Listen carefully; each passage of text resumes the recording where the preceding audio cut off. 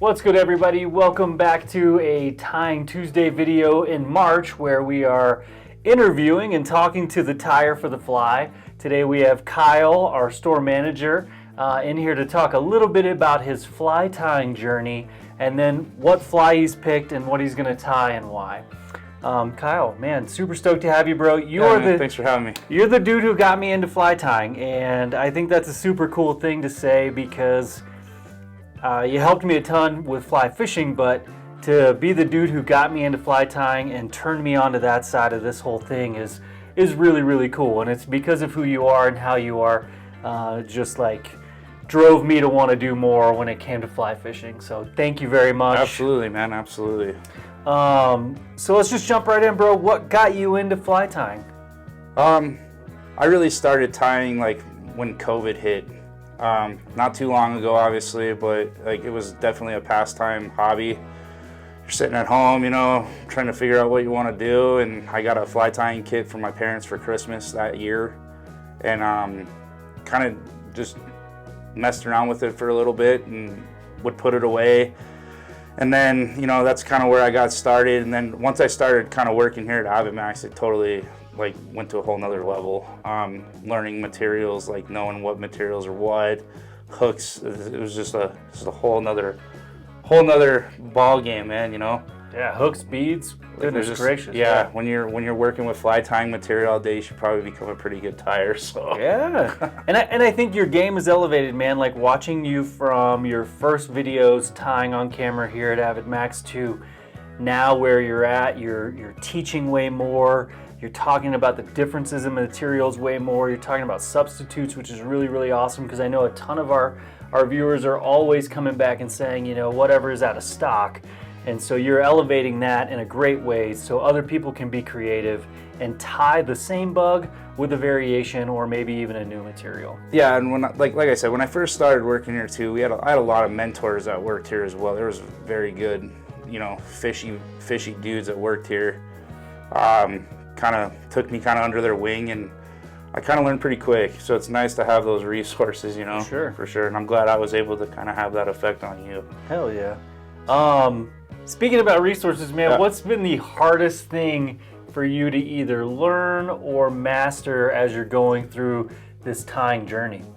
So the biggest thing probably would be proportions, like trying to make those flies that you're tying look identical to the, you know, in your head you're counting like how many wraps should I do of this certain material, how many wire wraps is it, like you try to get like a mental note in your head of like, okay, well this bug's going to require me to tie, you know, have 5 wraps of a material. That's where it's like, you know, that's the hard part, knowing like exactly like, okay, I tied this bug last week and I recreate that same bug the same way I did it. Yeah. And it's just more or less it's just time behind the vise, man. I can't stress that enough, you know. The hardest thing is not having enough time behind the vise. Right. For sure. Yeah. Has there been anything that you've learned through fly tying that has correlated to your fly fishing game? Like for me, it was like, oh crap, there's a ton to learn about bugs. Mm-hmm. And we talked to Travis Hansen the other day and his correlation. And I think for all of us, it's cool because it's all this like different story. Is there one for you that makes sense or has been something that's just resonated from tying to actually fishing? So, you know, like you can buy flies, like, you know what I mean? You can definitely buy flies, but like you're always going to see like a flaw in that fly. And it's nothing against the fly. Flies are beautiful, you know what I mean? But like coming back to what you said about the whole bug knowledge thing, when you actually look at a bug, you know, like you're trying to like, with my tying now, I'm trying to imitate something as natural as possible. Right. And it's very easy to like tie some really loud, cool stuff, but like I'm trying, like that was the biggest thing where I started tying. I wasn't finding exactly what I wanted as far as like what I wanted to fish, you know what I mean? Whether it was a different color scheme, the way the fly looked. Yeah, I mean, more or less I couldn't find that really, really natural kind of style stuff that I wanted to, you know, fish. So that's why I kind of took on tying too. Cool.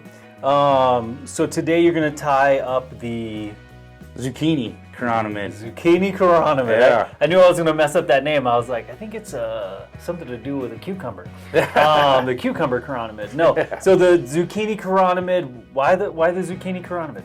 So I got introduced to fly fishing, it's been about probably 10 years ago. It was the first pattern I caught a fish on.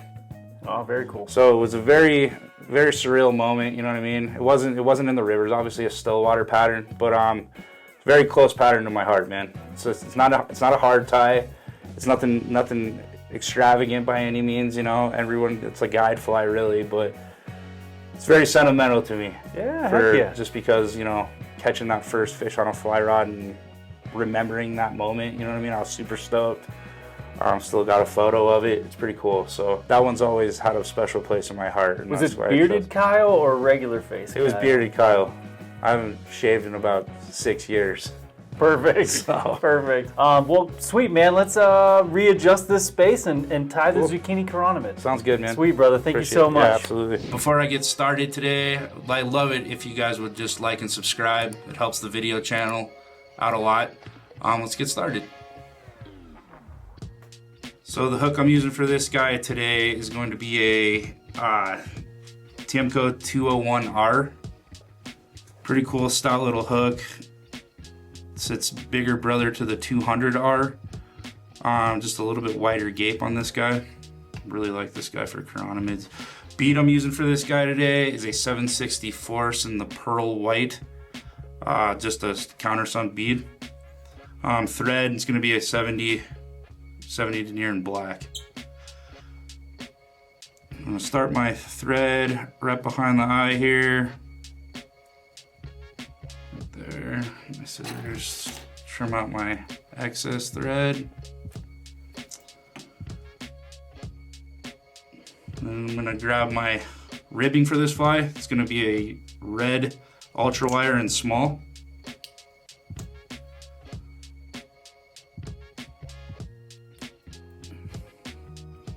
Get a good healthy portion of this wire.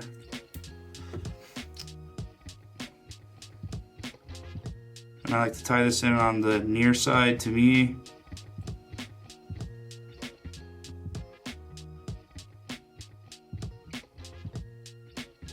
That. Oops.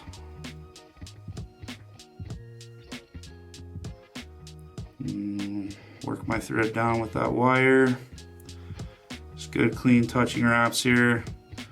We don't want to be adding a ton of thread to this fly. We don't want to over bulk it, trying to keep a skinny profile here. And then I'm just going to work that thread back up towards the bead.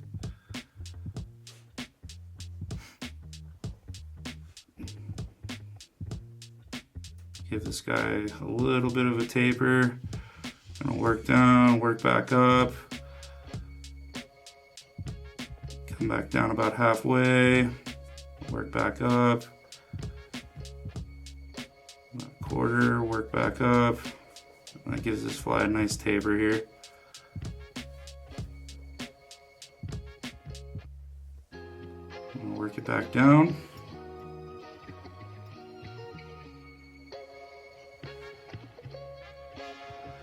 And then we're gonna add our tinsel. This is a black holographic tinsel from Semperfli. The code on this guy is H13 in medium. You can use the large. The small is gonna be way too small. You're gonna just overwrap it. The medium is like just about perfect for this guy. Grab a good portion of this stuff. And I like to tie this in from the back just so I'm not creating a bunch of bulk here. And work my thread back up towards that bead. Still giving this a little bit of a taper here. Didn't like how that was looking, so bear with me. There we go. And next I'm gonna overhand wrap this tinsel. Just good clean touching wraps here.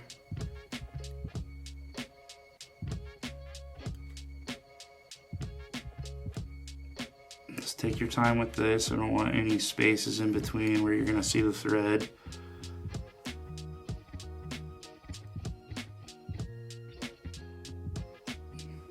Just bring this right up to the tip of that bead there.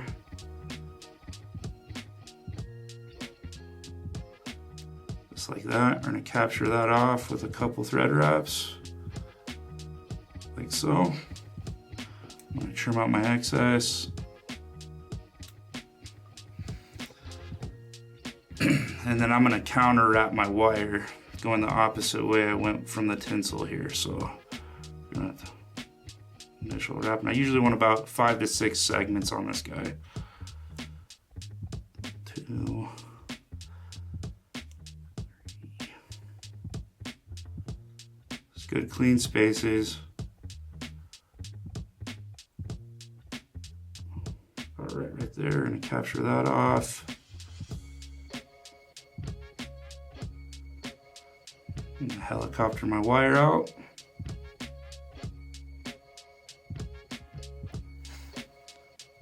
And at this time, I like to take my RaidZap super thin resin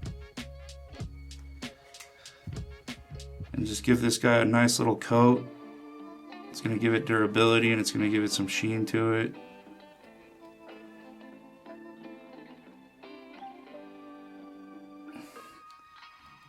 And just spread that out evenly. Just like that. And I hit it with my light.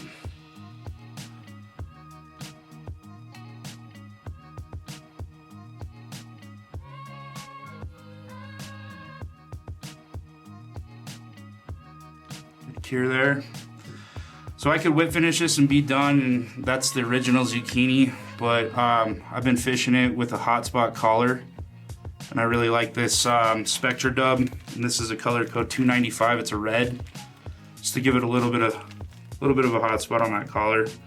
So we're just gonna add a little bit of this into there. So noodle this right onto my thread.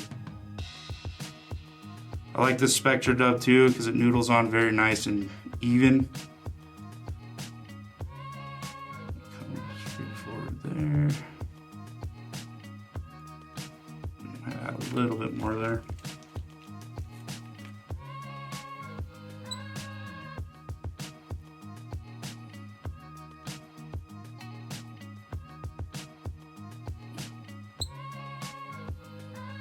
Let's wrap this forward. Just like that. I'm gonna give this guy a whip finish.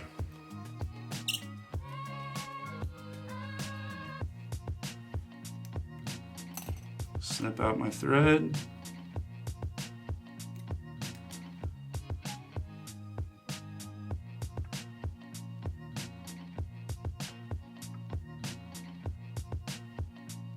Clean it up a little bit here.